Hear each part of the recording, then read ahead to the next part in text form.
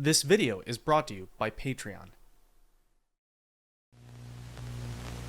Hello, my name's Jeffrey, this is my channel Recollect, and you're tuned in for another episode of I Beat Every Non-GTA Rockstar Game.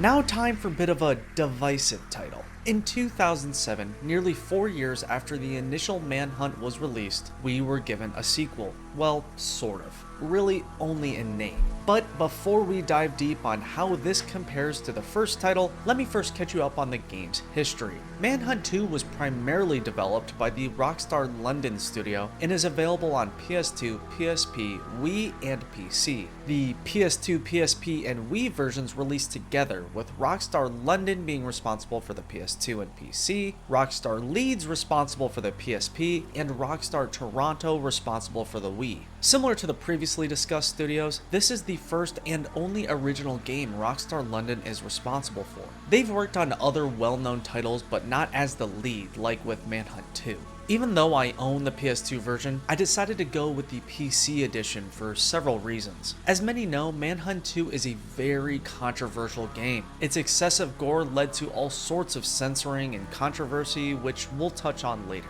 The PS2, PSP, and Wii versions all received M ratings, but when the PC version finally released 2 years later in 2009, it received an adults-only rating. This is because Rockstar wanted this version to be uncut, meaning it would contain none of the censoring present in the other versions. The uncut version never physically released in the US, but surprisingly did in Russia, so if you want to own the elusive uncut version physically, you have to go the Russian route. But even that might be fake.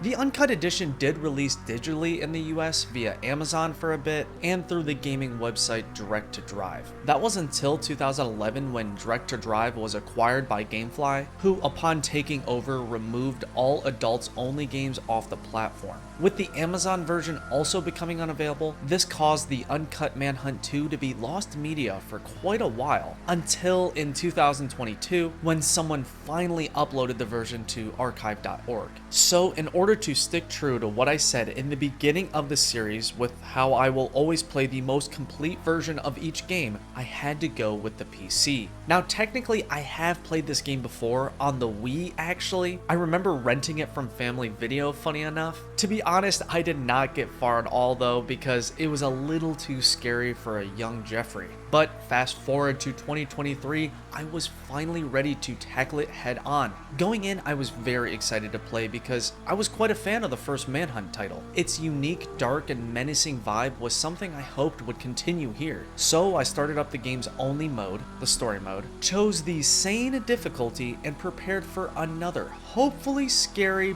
but fun playthrough.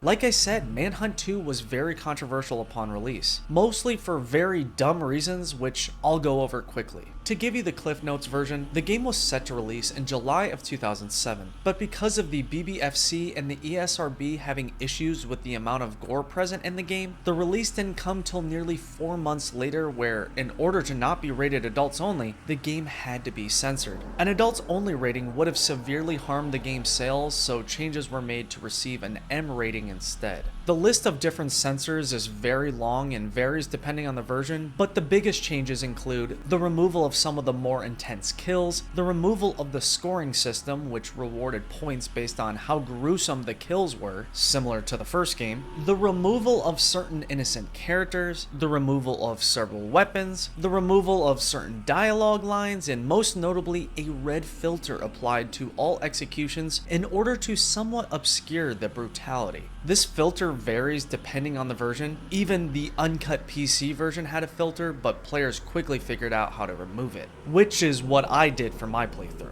Despite the changes, the game remained banned in several countries and is still deemed one of the most violent games of all time. People especially had issue with this testicle remover plier execution. I think the entire thing was a little overblown, but that's just my opinion. Thank God they didn't add the dildo execution that was found in the game files, because people really would have had an issue with that. The controversy doesn't stop there. The game was initially worked on by the Rockstar Vienna team for 2 years before getting passed off to London as a result of the Vienna studio closing, but when the game officially released, the Vienna team wasn't credited at all, which further pissed people off. So as you can see, a lot of crazy stuff occurred regarding Manhunt 2 and its release, but now that that's out of the way, I want to get into the actual game, starting with the story. The reason I said this was sort of a sequel earlier is because the story here actually has no connection whatsoever to the first game. There is a very slight potential mention of James Earl Cash from Manhunt 1, but that's it. Don't get me wrong, gameplay, setting, tone, mechanics wise, this is a Manhunt game through and through, but just know the story is completely new and unrelated to its predecessor. The story mode is 15 missions in total, with one sort of bonus mission at the end that I'll discuss later. For the recap on the story, it follows a man named Daniel Lamb, a mental patient who struggles remembering his past for most of the game. He is joined by the mysterious Leo Casper, who appears to help Daniel on his quest for more info about himself. Throughout the story, you as Daniel discover that he was previously a top scientist involved with a new experimental procedure called the Pickman Bridge that allows an individual to have a trained assassin alter ego which can be turned on and off via a brain implant. Daniel has the procedure done, it malfunctions, causing him to disassociate and assume the persona of the assassin for periods of time.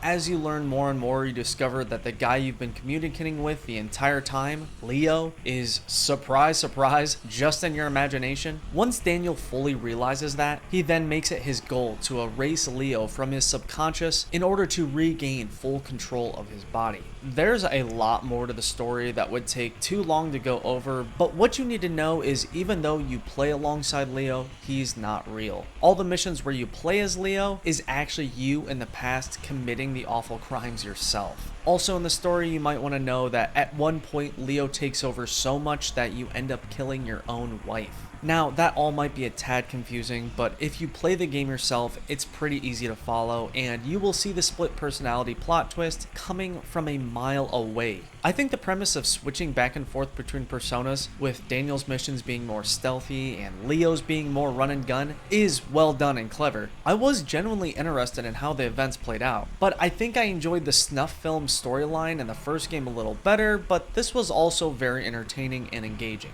The very sinister, grimy feel of the first game is 100% here. It's hard to explain the feeling these games give you, but it's incredibly unique and unlike any other games I've played or seen. The entire time you're put into such a strange mood, but not in a bad way if that makes any sense. The tone is further built on with, again, another incredible soundtrack, brought to us by, again, Craig Connor, a man responsible for a ton of music in Rockstar games, even surprisingly wild metal of all titles. The atmosphere built here with that music, combined with the maps, combined with the characters and the dark storyline, all makes for a one-of-a-kind experience. Like I said with the characters here, they're all still wacky and eye-catching like in the first title, but they aren't nearly as creative and memorable. We'll get more into that later, but as for the story and overall environment created in Manhunt 2, I'm a fan.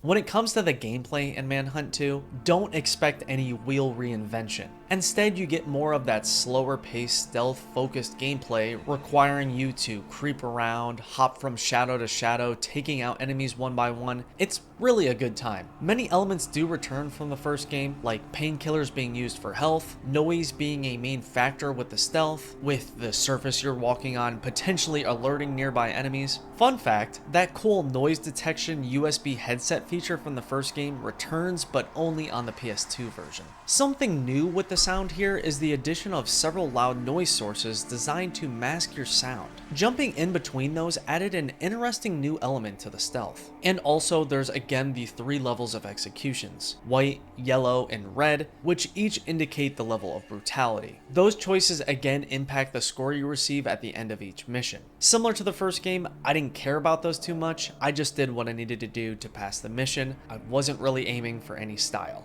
A notable change made to the Manhunt formula includes more puzzles and platforming, with there being more things to crawl under and on top of. In my opinion, the biggest change is the increase in gun-heavy gameplay. Like I said during the Leo missions, some of Daniel's as well, you'll be using firearms way more than in the previous game. Many dislike this aspect of Manhunt 2. People say it's overdone, but I didn't mind as much. The gunfights can be fun, but are incredibly easy with the auto headlocking feature. I'm not going to fault the game for being too easy. Instead, my complaint is those portions don't have that standard Manhunt feel that I love. That's all. Of course, there's a bunch of new weapons here, my favorite addition including the circular saw, the tranquilizer gun, the flare gun, the stun prod, the katana, and the crossbow. Again, all the weapons are split into colored tiers, those being green, yellow, blue, and red. Using those weapons, you can achieve some insane new executions. The developers over at Rockstar London seriously went crazy with these animations. I was constantly blown away by the creativity behind some of these kills.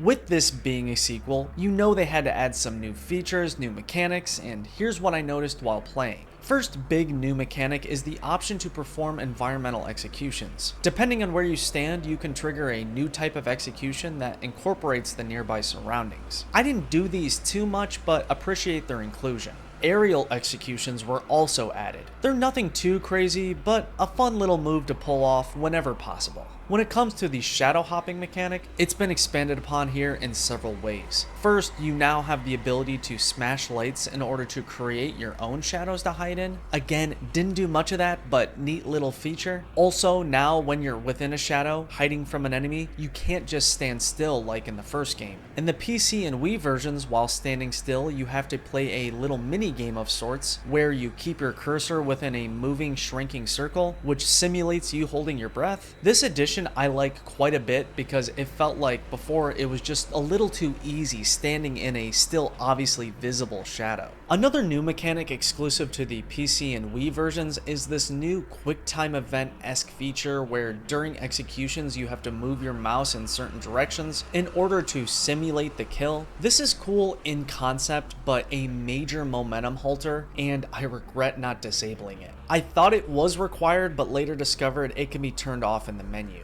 I would have just preferred to watch the wild animations play out without interruption. That feature on the Wii is what critics really had a hard time with because of the motion control going beyond just clicking a button to kill. I think their whole argument on it promoting real murder was ridiculous, and I find it interesting to look back at now. A lot of other clever mechanics return from the first game, including the body hiding feature. I found that stashing the bodies here was way less required than in Manhunt 1, mostly because of there being less stealth sections, and because the game is overall just a lot easier.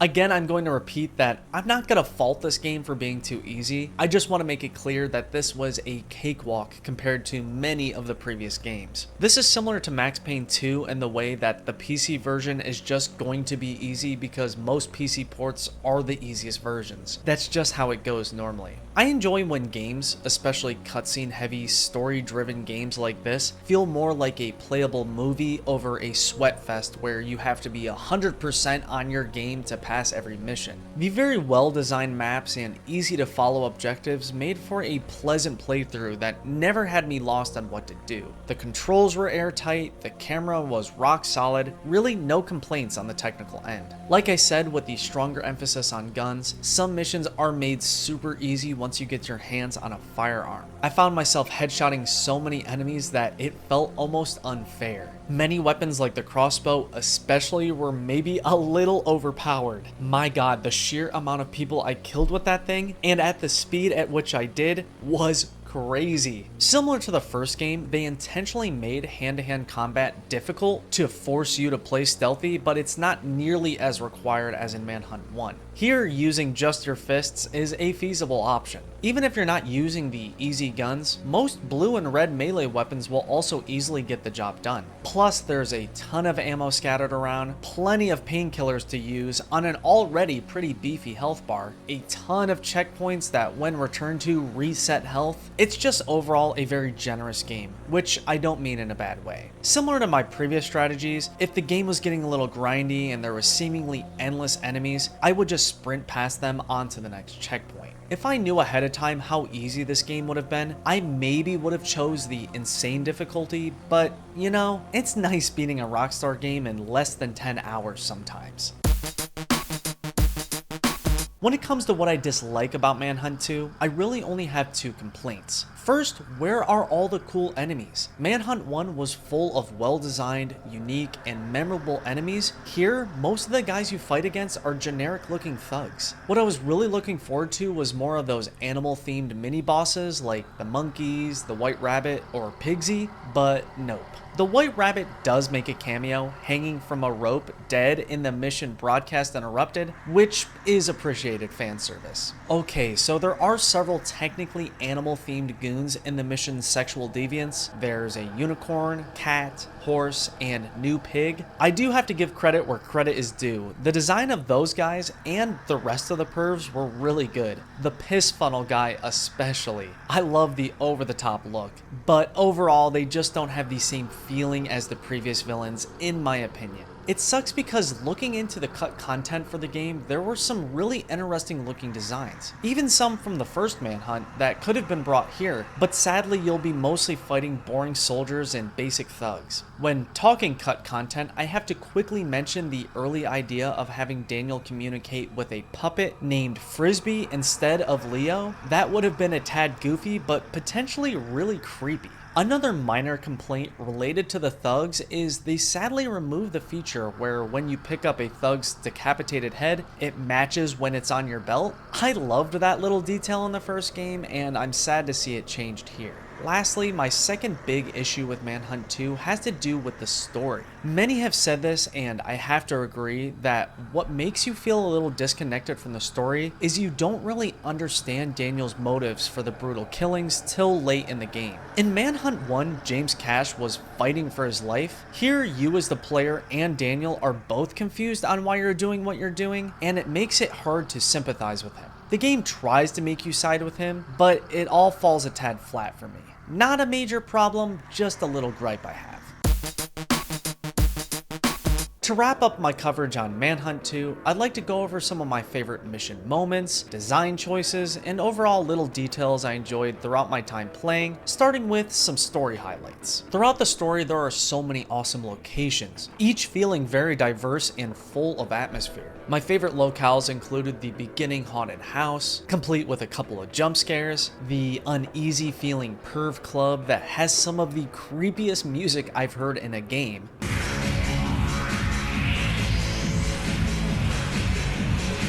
there's also the farm set where you use that insanely overpowered crossbow, then the brainwashing lab where you get the plot twist revealed to you, and especially the entire television studio location. What a cool setting for a mission. And what makes it really special is the audience reactions you hear while killing.